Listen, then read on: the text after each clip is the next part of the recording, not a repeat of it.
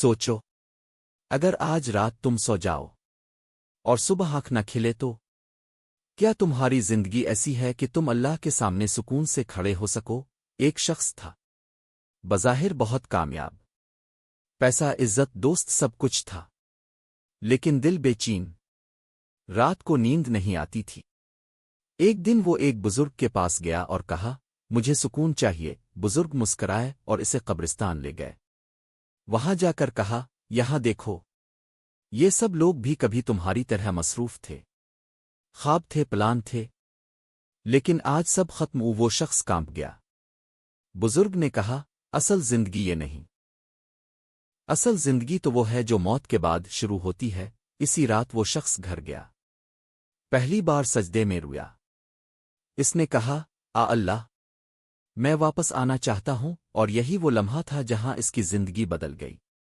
وہی شخص جو گناہوں میں ڈوبا ہوا تھا اب فجر کے وقت مسجد میں ہوتا، جو زبان پہلے لوگوں کو تکلیف دیتی تھی اب ذکر سے تر رہتی، جو آنکھیں حرام دیکھتی تھیں اب آنسو بہاتی تھیں۔ اور یاد رکھو، اللہ کی رحمت اتنی بڑی ہے کہ اگر تم سچے دل سے توبہ کرو تو تمہارا ماضی ختم ہو جاتا ہے، جیسے کبھی تھا ہی نہیں۔ لیکن سوال یہ ہے، کیا ہم واقعی بدلنا چاہتے ہیں؟ صرف سن کر آگے بڑھ جاتے ہیں؟